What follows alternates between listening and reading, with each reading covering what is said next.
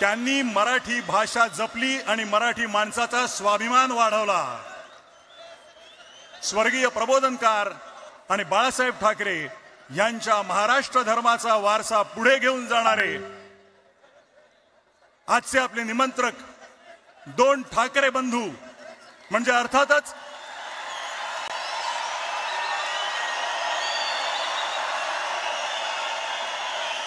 शिवसेना पक्षप्रमुख उद्धव साहेब ठाकरे आणि महाराष्ट्र नवनिर्माण सेनेचे अध्यक्ष राजसाहेब ठाकरे हे आता उपस्थित झालेले आहेत।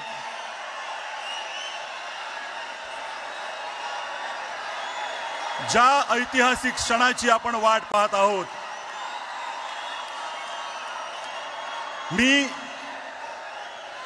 त्या दोन्ही नेत्यांना विनंती करतो त्यांनी ह्या मंचावर यावं आणि मराठीचा आवाज किती बुलंद आहे ते दाखवून द्यावं।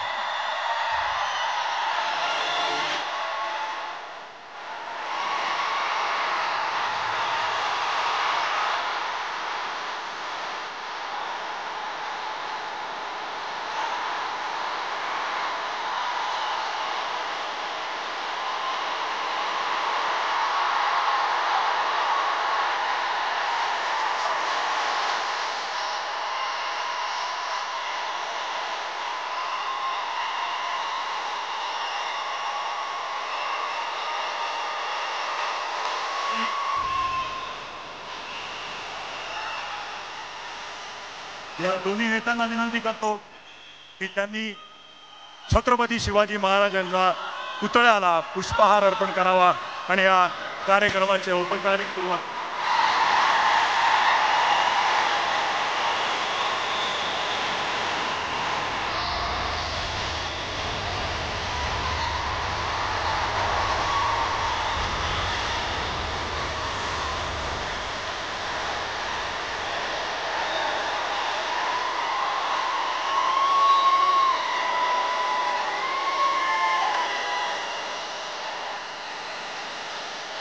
मी सर्वांना विनंती करतो की आपण स्थानापन्न व्हावं।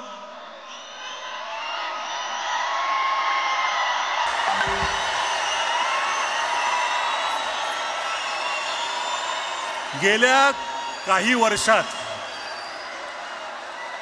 जरा थोडंसं माझं ऐकून घ्या।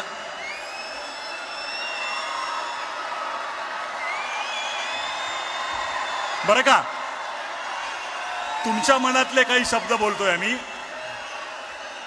गेल्या काही वर्षात शेकडो मित्रांनी हजार वेळा हा प्रश्न तुमच्यातल्या अनेक जणांना विचारला असेल, किंबहुना इथे उपस्थित प्रत्येकाच्या मनातला हा प्रश्न असेल की येतील का रे दोन भाऊ एकत्र।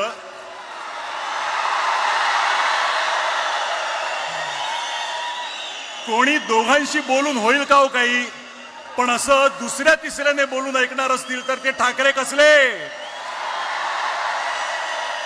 त्यांना स्वतःला पटलं तरच ते ती गोष्ट करणार आणि त्यांना पटणार एका मंचावर आणणारं एक निमित्त घडलं। मराठी भाषेवर अन्याय करण्याचा प्रयत्न झाला आणि हे दोन वाघ चवताळून उठले।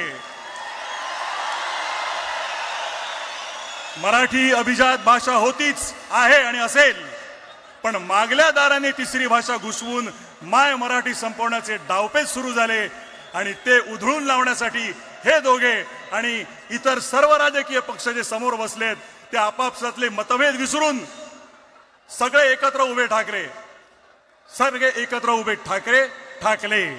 फक्त राजकीय पक्ष नव्हे तर अनेक सामाजिक संघटना, साहित्यिक, कलावंत, पत्रकार, शेतकरी, कामगार आणि मराठी माणूस एक झाला। सर्वांची भावना एक झाली। महाराष्ट्रावर केली सक्ती तर आम्ही दाखवू आमची शक्ती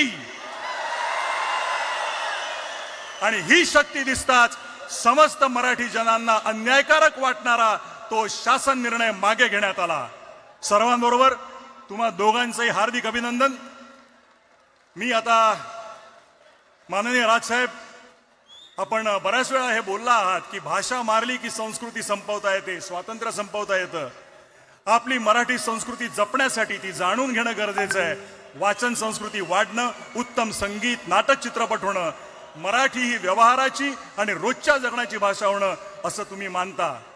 परवाच तुम्ही बोलताना म्हणालात की बाकी काहीही चालेल पण मराठीच्या बाबतीत तडजोड नाही. आज ह्या दिवशी तुम्हाला भाषा, मराठी माणूस, महाराष्ट्र याबद्दल काय बोलावं असं वाटतं ते ऐकण्यासाठी आम्ही उत्सुक आहोत. मी विनंती करतो माननीय श्री राजसाहेब ठाकरे यांना की त्यांनी आपलं मनोगत व्यक्त करावं.